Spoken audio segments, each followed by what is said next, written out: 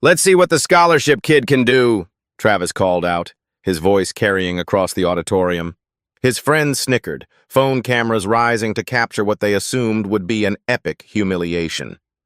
The microphone sailed through the air, thrown carelessly toward Lyric Taylor. She caught it with one hand, the cold metal shocking against her palm. Laughter erupted from the sea of Holloway Academy students, their pristine uniforms a stark contrast to her faded second-hand blazer. Lyric's heartbeat pounded against her ribs as she stood frozen in the back row. The scratch of expensive pens on premium paper halted as every student turned to stare. Ms. Bennett, the event organizer, offered a tight, uncomfortable smile from the stage. "Well, dear, we're waiting," she said, checking her watch. The amber spotlight swung wildly, finding Lyric in the darkness. The walk to the stage felt eternal, each footstep echoing against the marble floor. Students whispered as she passed, the soft rustle of their words like snakes in tall grass. The worn soles of her shoes squeaked against the polished surface, announcing her poverty with each step. Travis leaned toward his girlfriend Ashley, his voice carrying just enough for Lyric to hear as she climbed the stairs to the stage. "This should be hilarious," he said, a slight stutter betraying a crack in his perfect facade. The spotlight heat beat down on Lyric's face, sweat beading along her hairline. The smell of expensive cologne wafted from the front row, mixing with the lemon polish on the wooden stage. In the wings, true competitors in performance attire watched with a mixture of pity and disinterest. Lyric stood center stage now, the audience a blur of expectant faces. Travis folded his arms, a smirk playing on his lips as he waited for the inevitable crash and burn. His friends positioned their phones for the perfect angle to capture her humiliation. The microphone trembled in her hand. The auditorium fell into a hushed silence, the air heavy with anticipation. Lyric opened her mouth, and for a moment, nothing came. A boy in the third row coughed dramatically into his hand, triggering another wave of muffled laughter. In that moment, something shifted behind Lyric's eyes. The fear remained, but something harder, colder, settled alongside it. She stepped closer to the microphone, fingers tightening around the metal. What happens when you hand someone a weapon, thinking they don't know how to use it? The 5 a.m. alarm pierced the silence of the cramped apartment, vibrating against the wooden nightstand. Lyric's hand shot out from beneath the thin blanket, silencing it before it could wake her grandmother. She sat up, the worn mattress springs creaking beneath her as the darkness pressed against the single window. In the kitchenette, she organized her grandmother's pills into plastic containers, the rattle echoing in the pre-dawn quiet. "Morning, baby," her grandmother called, shuffling into the room in her faded robe. Her once strong frame had grown fragile, bent by years of work and now by illness. "You take these with food, Gram," Lyric reminded her, sliding a piece of toast across the counter. Her grandmother's hands trembled as she reached for the medication, the skin thin as tissue paper over blue veins. Outside, the diesel smell of the crosstown bus assaulted Lyric's senses as she climbed aboard. She pressed her forehead against the cool window, watching as the neighborhoods transformed from crumbling apartment buildings to manicured lawns and finally to the stone gates of Holloway Academy. The vibration of the engine traveled through the worn seat, a constant tremor that matched her underlying anxiety. The bus hissed to a stop. Lyric straightened her second-hand uniform one final time before descending the steps. The squeak of her shoes on the polished marble floors announced her arrival as she navigated the hallways. Students parted around her like water around a stone, eyes sliding past as if she were invisible. "Excellent analysis, Miss Taylor," her English teacher remarked, handing back an essay marked with an A. The praise came with the same distance as always, a clinical acknowledgement of her academic worth that never translated to actual connection. Behind her, a student whispered about her ghetto accent when she'd answered a question in class yesterday. Lyric's fingers curled around her pencil, but she said nothing. That evening, the community center hummed with energy, so different from the sterile halls of Holloway. Bass vibrated through the floorboards as Lyric stepped onto the small stage, the taste of mint gum fresh in her mouth, her pre-performance ritual. She clutched her mother's leather notebook, the pages worn smooth with use, filled with poems written in two different hands, her mother's elegant script and her own evolving style. "Midnight voice in the house," the host announced, and the crowd erupted. Here, she wasn't the scholarship kid or the girl from the wrong side of town. Here, she was legend. The words flowed from her like water breaking through a dam, her voice rising and falling in perfect rhythm, painting pictures of struggle and triumph that had the audience on their feet before she'd finished the first verse.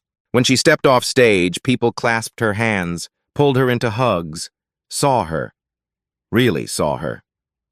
Later, alone in her room, Lyric stared at her reflection in the cracked mirror. "Why hide it?"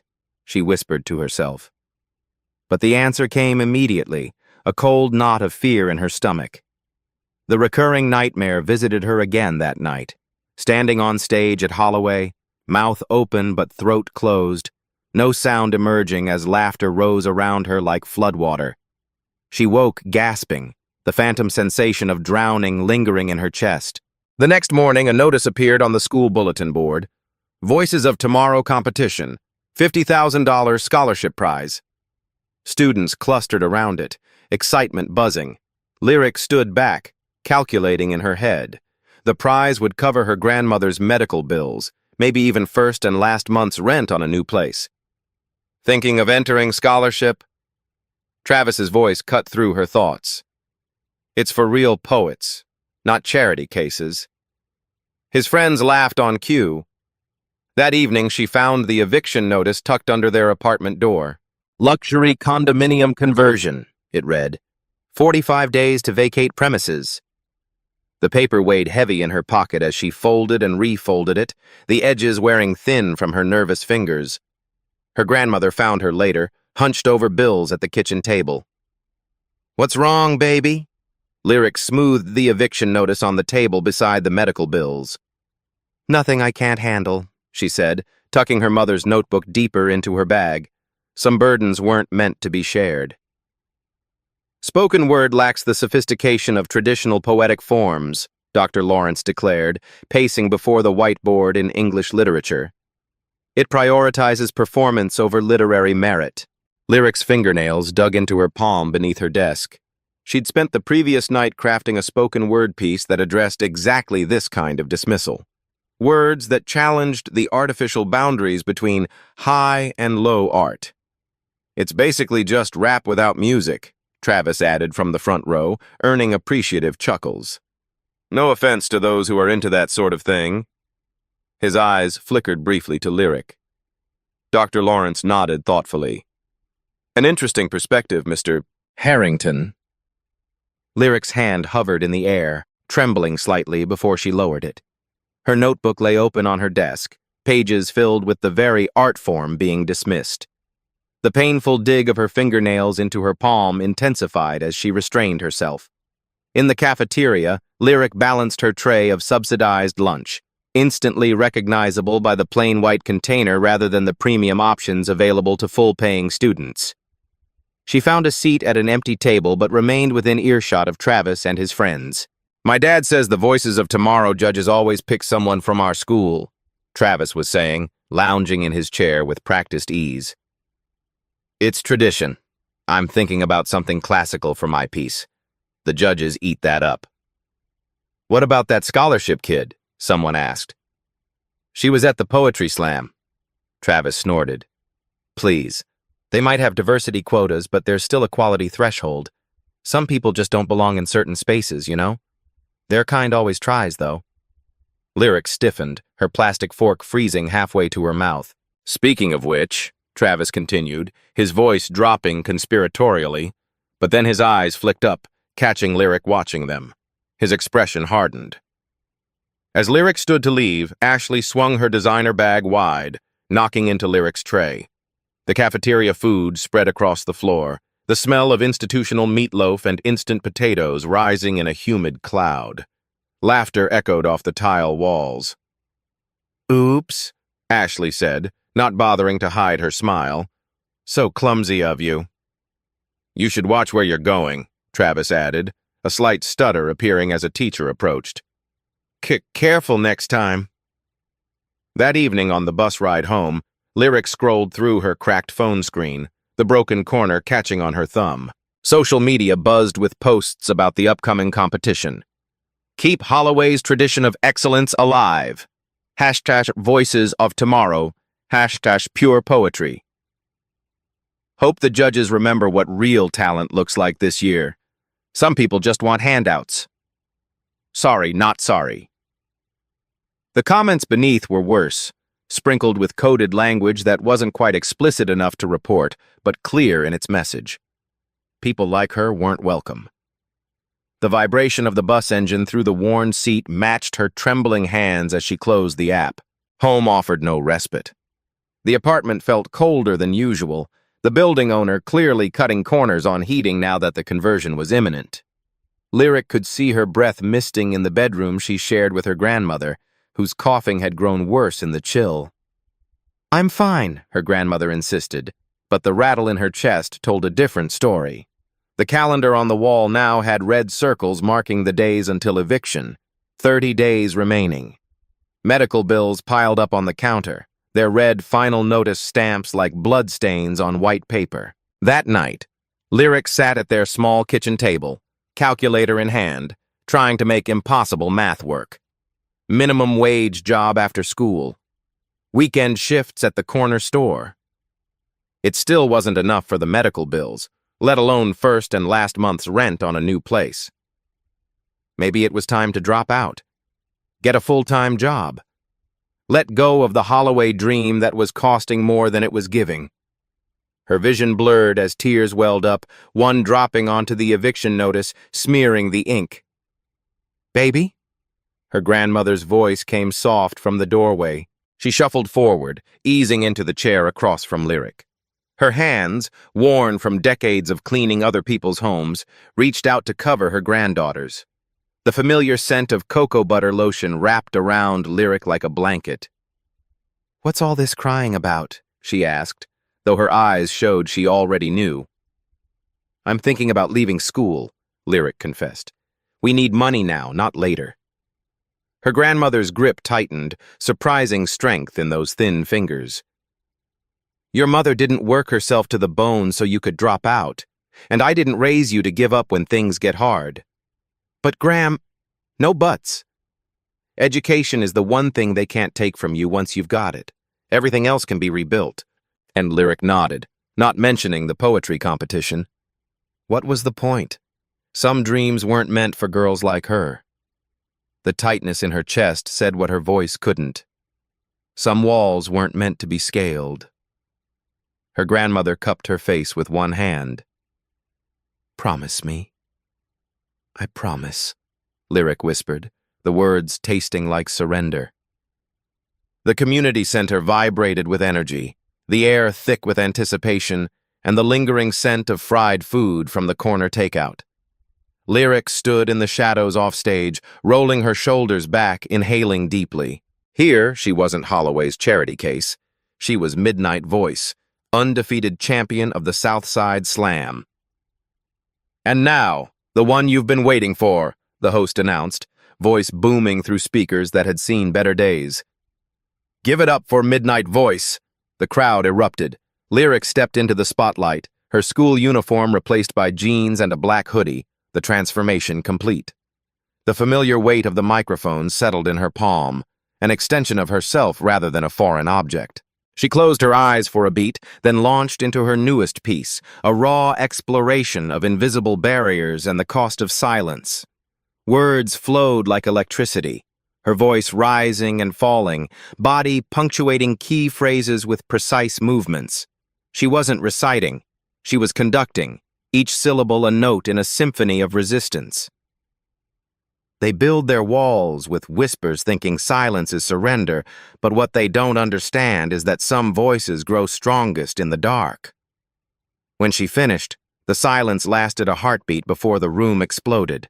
People leapt to their feet, the vibration of stomping feet creating a rhythm all its own. The taste of salt touched her lips, her own tears, unexpected but unstoppable. As the crowd pressed forward to congratulate her, Lyric spotted an unfamiliar face toward the back, a woman in her 30s with close-cropped hair and stylish glasses, watching intently. Something about her seemed familiar, but Lyric couldn't place her. Later, as Lyric slipped out the side door, the cool night air hit her face like a blessing after the overheated venue. She pulled her hood up, ready to make the journey home. Lyric? Or should I say, midnight voice? She whirled around to find the woman from the audience standing a few feet away, hands tucked into the pockets of a leather jacket. I'm not... Lyric stumbled over the words, heart pounding against her ribs. Relax, the woman said, her voice calm. I'm Ms. Diaz, the new librarian at Holloway. Lyric's stomach dropped. This was it. The end of her double life, maybe even her scholarship. Please don't what? Tell anyone that one of Holloway's students is the most talented spoken-word artist I've seen in years, Ms. Diaz stepped closer, her expression serious. That would be a crime. Lyric blinked, confusion replacing fear. I don't understand. Let me buy you a coffee, Ms. Diaz offered, gesturing to an all-night cafe across the street. I think we have a lot to talk about. The cafe smelled of old books and fresh coffee. Ms. Diaz apparently came here often enough that the barista started preparing her usual order as soon as they walked in. They settled into a corner booth, steam rising between them. I used to compete, Ms. Diaz said, stirring her coffee. Before I became a librarian, the national circuit mostly.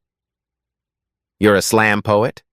Lyric couldn't keep the disbelief from her voice. Ms. Diaz smiled.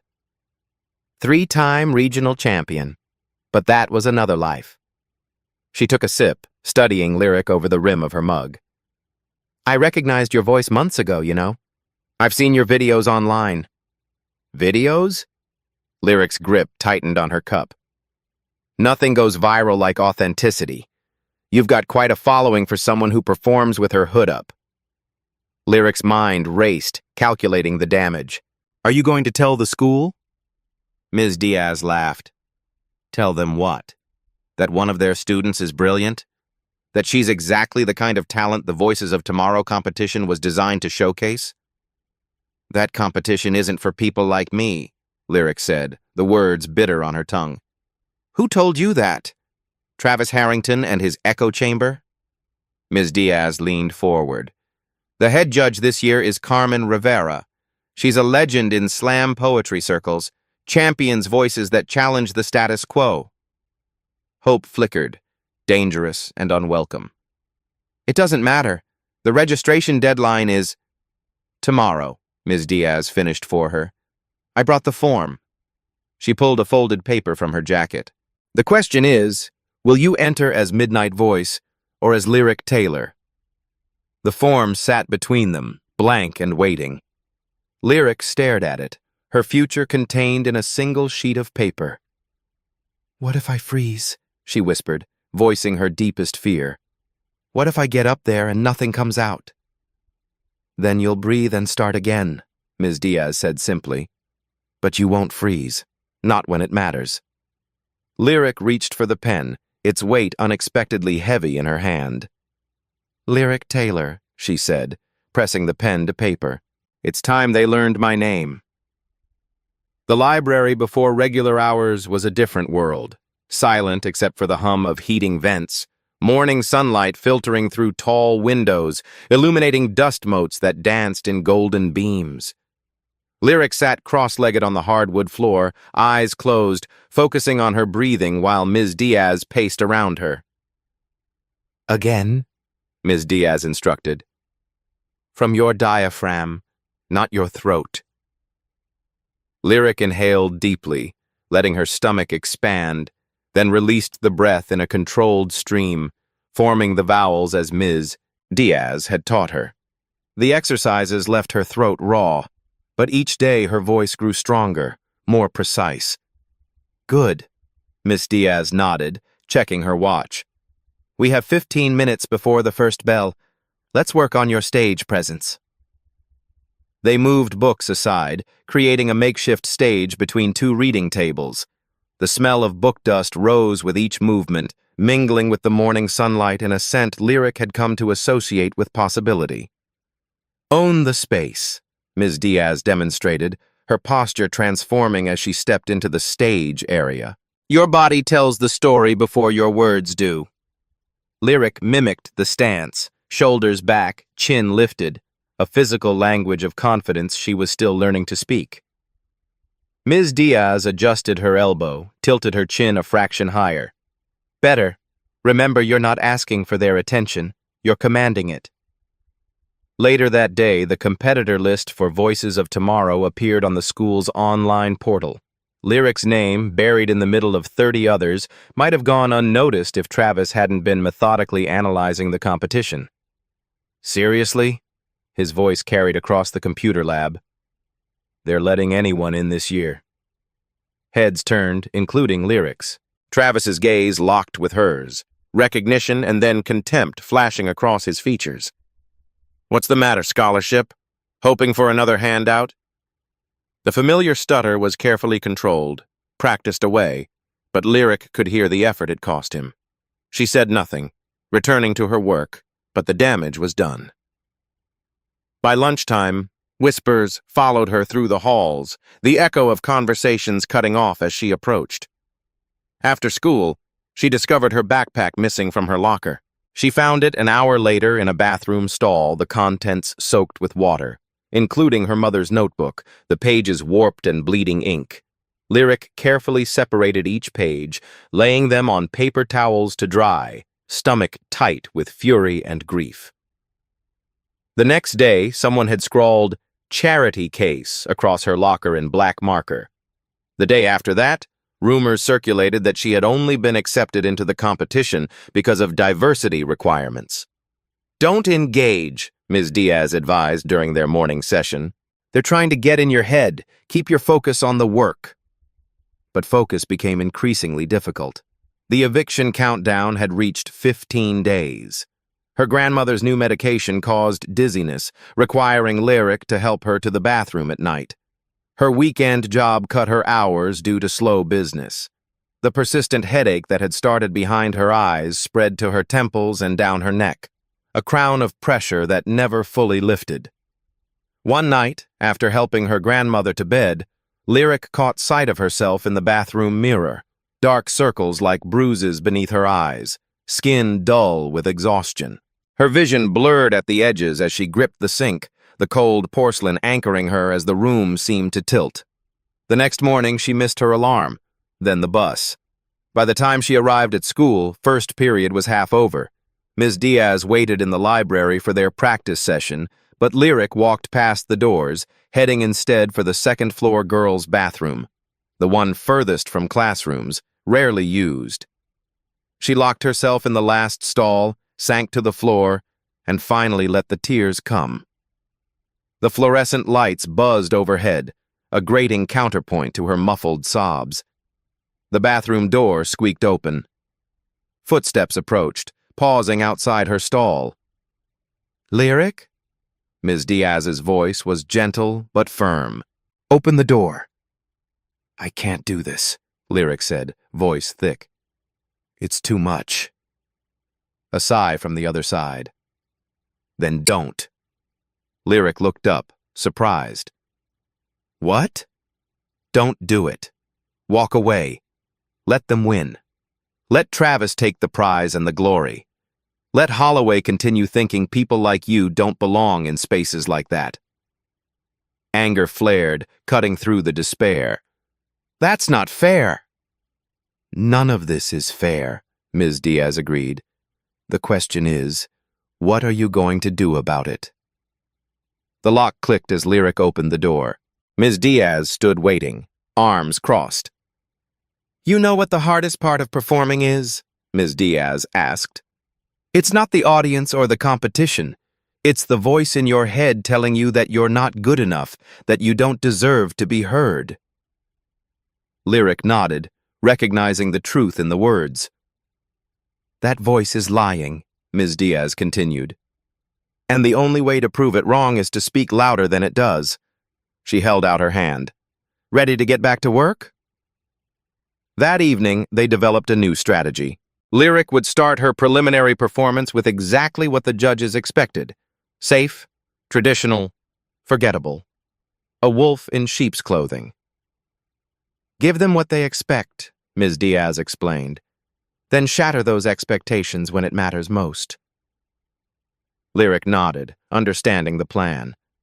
She sipped the honey and lemon tea Ms. Diaz had prepared, the warm liquid soothing her practiced throat.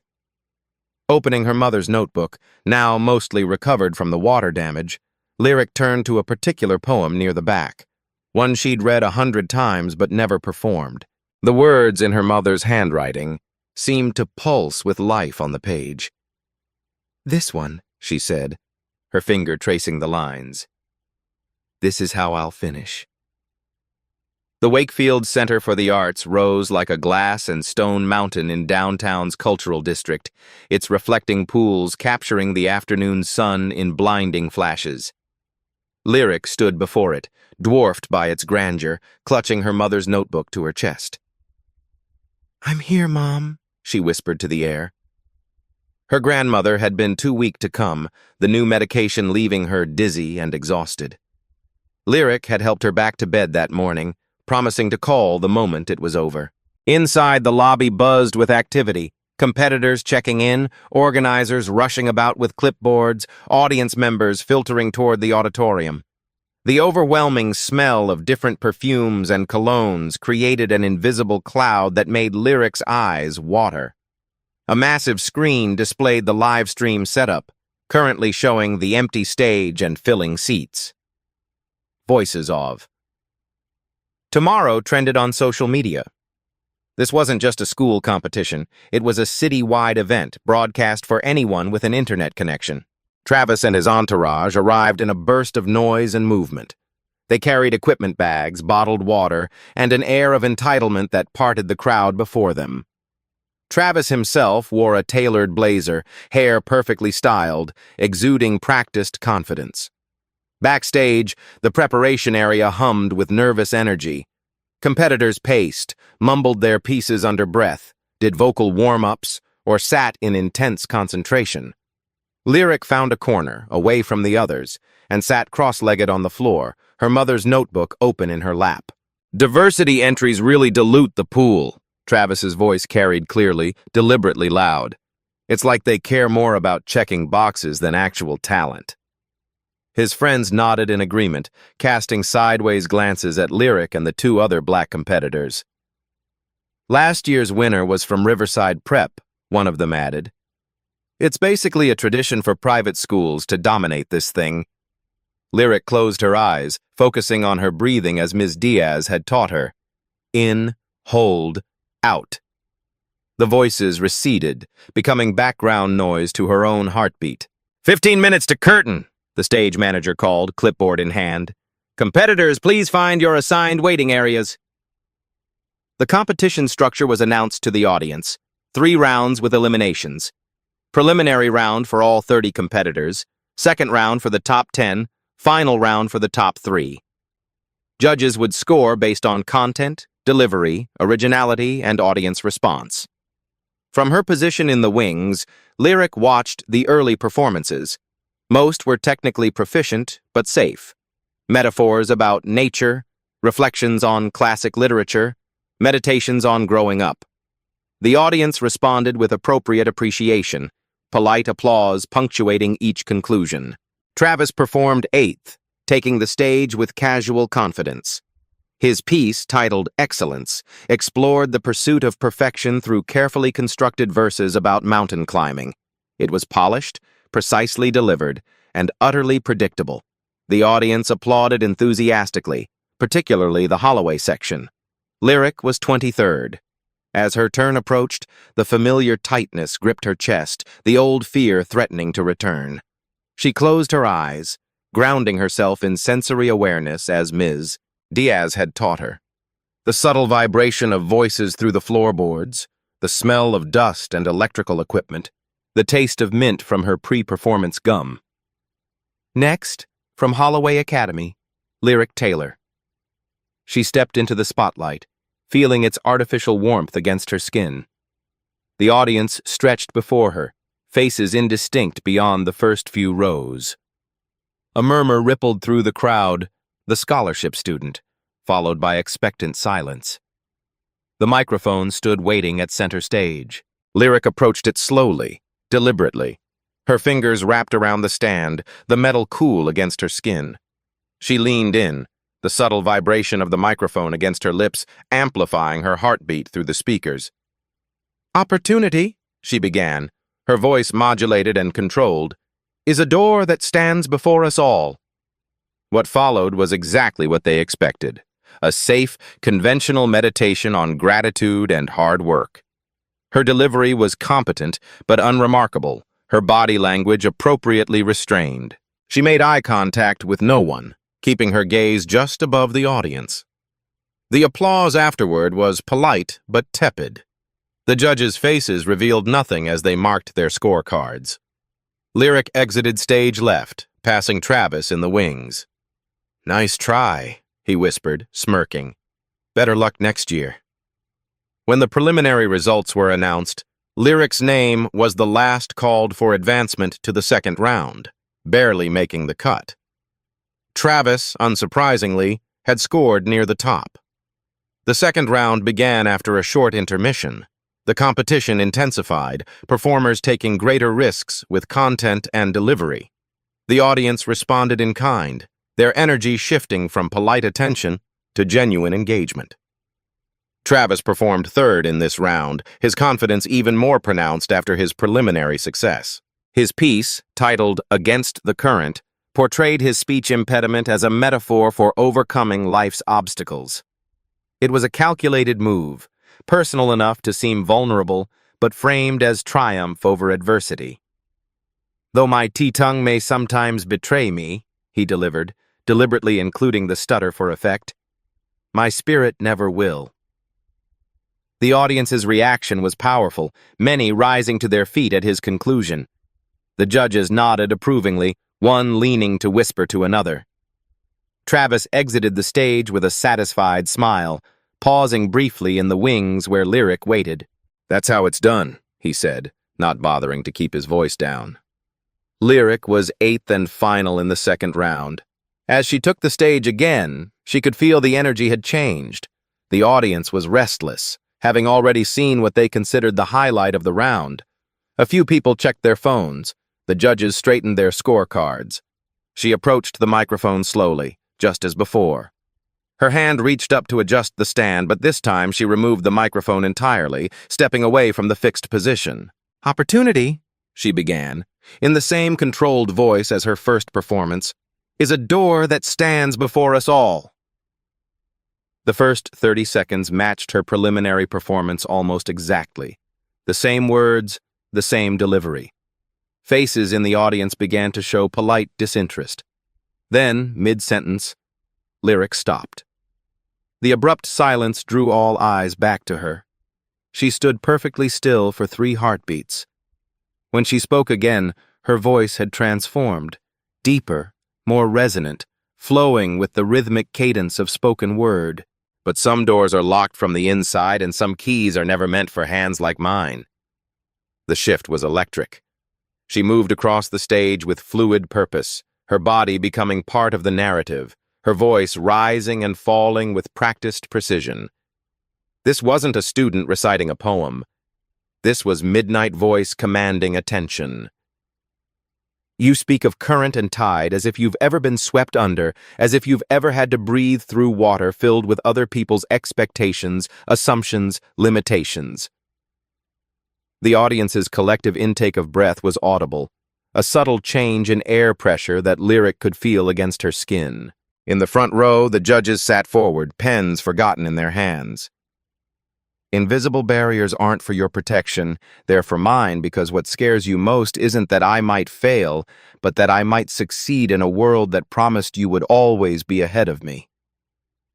Her final lines landed like stones dropped in still water, the ripples spreading outward through the silent auditorium. For a moment after she finished, no one moved, no one breathed. Then the applause broke like a thunderclap, starting in the back and rolling forward in a wave. People rose to their feet, some calling out in appreciation. Even some of the Holloway students, caught in the moment, joined the ovation. In the wings, Travis stood with his mouth slightly open, the control he prided himself on momentarily forgotten. The finalists were announced after deliberation: Travis, Lyric, and a girl from East Side High School named Danny. The atmosphere backstage crackled with tension. Travis's supporters huddled around him, casting wary glances at Lyric. The social media feed displayed on monitors showed the live stream exploding with comments, the hashtag #MidnightVoice gaining traction alongside the official competition tag. 3 minutes to final round, the stage manager called. Finalists to positions. The increased tension made the air feel electrically charged as the final round began. Travis performed first, taking the stage with slightly less swagger than before. His piece, more aggressive than his previous offerings, was titled Natural Order. It explored the concept of meritocracy through metaphors of predator and prey, thinly veiling implications about who naturally rose to the top and who remained beneath. Some are born to lead the pride, others to follow in shadows. This isn't cruelty, but design. Nature's wisdom knows who belongs where. As he delivered the closing lines, his eyes flicked to the wings where Lyric waited. For a split second, his rhythm faltered, the practiced flow hitching almost imperceptibly. The audience responded with strong applause, though something had shifted, a subtle change in energy, like air before a storm. Danny performed second, her piece about environmental justice earning enthusiastic response. Then it was Lyric's turn. She stood in the wings, waiting for her name. Ms. Diaz appeared beside her, squeezing her shoulder once. "Remember," she whispered, "they're not giving you the stage. You're taking it." Our final competitor from Holloway Academy, Lyric Taylor. Lyric walked to center stage, her steps measured and deliberate. The spotlight found her, wrapping her in its glow. Without hesitation, she shrugged off her Holloway blazer, revealing a worn t-shirt beneath. The community center logo faded but visible across the front. Murmurs rippled through the audience. In the front row, the judges exchanged glances. Lyric opened her mother's notebook to the marked page, feeling the well-worn paper between her fingers. These words had waited years to be spoken. She raised the microphone and began. "My mother wrote this poem the day before she died," she said simply. "I've never shared it until now." The auditorium fell completely silent. Lyric closed her eyes for a moment, then opened them, looking directly at the audience for the first time. "They will tell you to be grateful for scraps when you deserve a feast. They will tell you to whisper when you were born to shout. They will measure your worth by standards they invented to ensure you come up short." Her voice filled the space, reaching every corner of the auditorium without strain. Years of practice at the community center, of finding power without amplification, now served her on the professional stage. But baby girl, remember this. Your existence is not a debt you owe the world. Your voice is not a privilege they can revoke. Your talent is not a gift they bestowed upon you. These things are birthright. These things are blood and bone. These things are yours to claim. As she continued, something remarkable happened. People began to stand, first a few in the back, then more throughout the auditorium, until a wave of rising bodies swept toward the stage. The standing ovation began before she had finished, growing in intensity with each line. When she delivered the final words, her voice rang clear above the applause that had already begun to swell. So when they hand you the microphone, thinking you don't know how to use it, show them that your voice was never the one that needed amplification. The roar that followed seemed to lift the roof. People stamped their feet, clapped until their hands hurt, some wiping tears from their cheeks. The live stream comments scrolled too quickly to read, a blur of exclamation points and praise. In that moment, standing center stage with her mother's words still hanging in the air, Lyric knew the outcome before it was announced.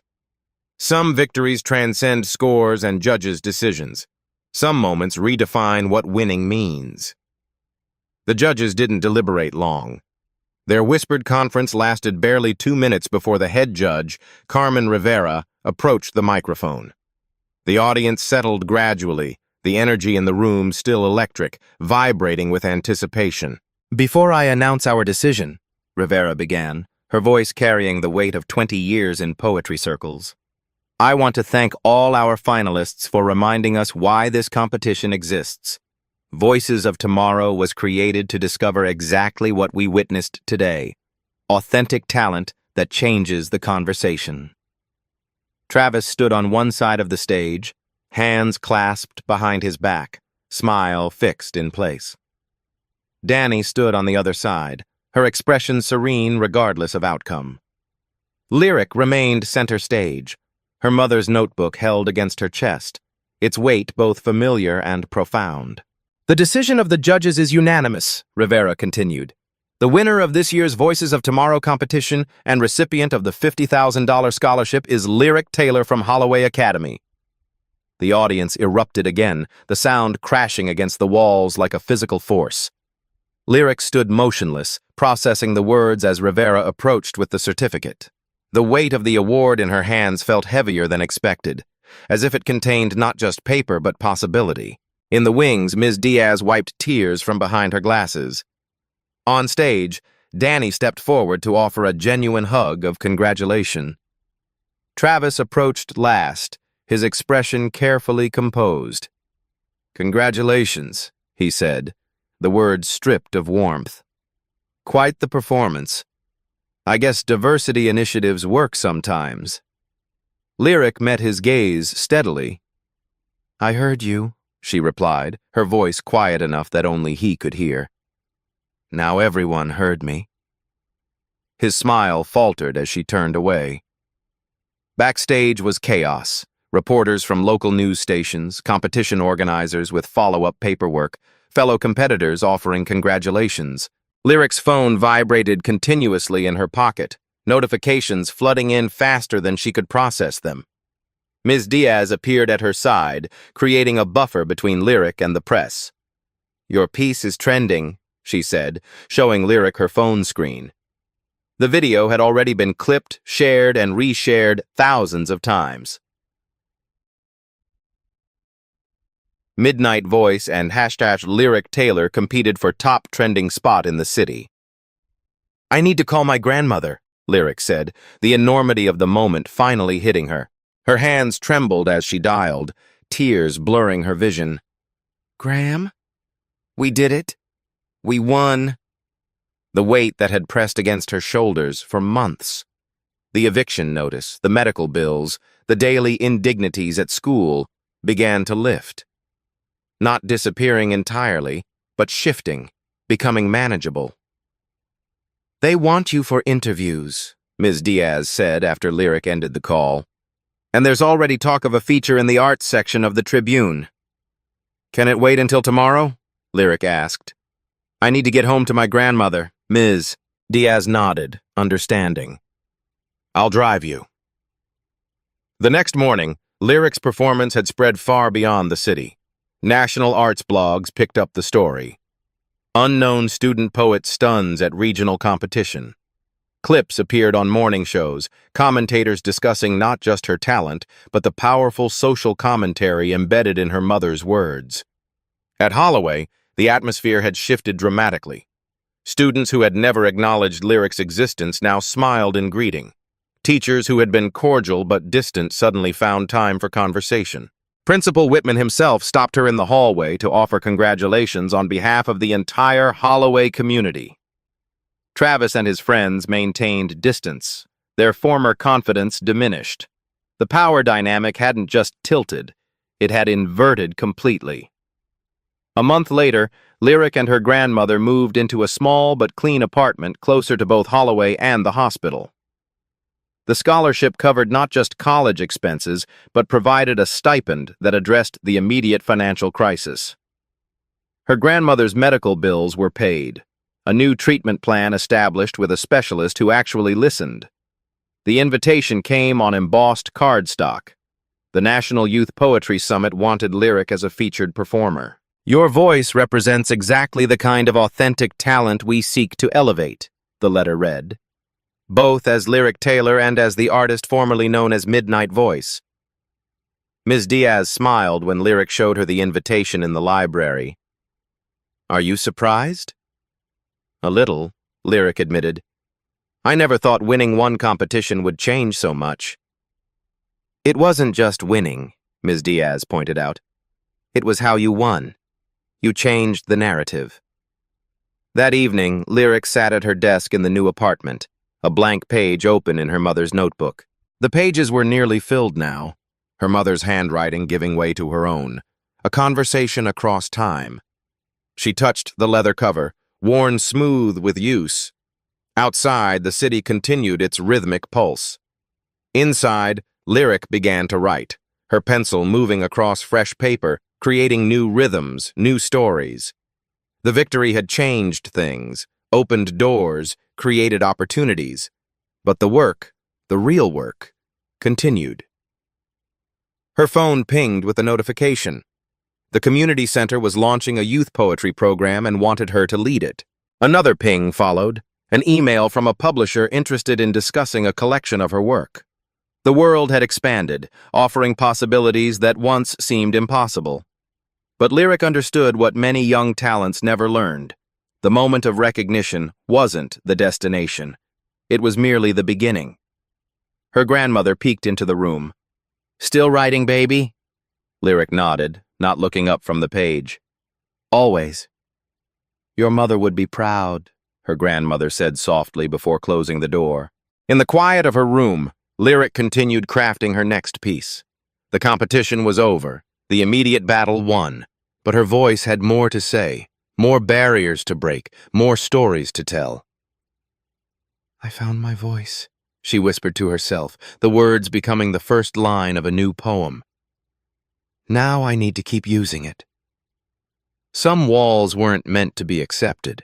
They were meant to be broken. And having broken through one, Lyric Taylor was just getting started. Have you ever felt underestimated, just waiting for your moment to shine? For more powerful stories of triumph over adversity like Lyric's journey, subscribe to Beat Stories now. Every week, we bring you gripping tales of underdogs who rise against all odds, using their hidden talents to flip the script and claim their rightful place. These aren't just stories. They're emotional journeys that will leave you inspired, moved, and ready to embrace your own hidden strengths. Hit that subscribe button, turn on notifications, and join our community of viewers who believe in the power of authentic voices.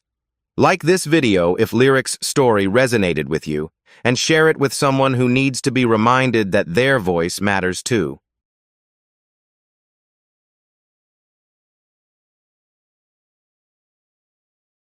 Behind every headline is a human story. At Beat Stories, we go deeper, where emotion meets evidence and drama reveals the system. If this story made you pause, reflect, or feel something, don't forget to subscribe. There's more to come.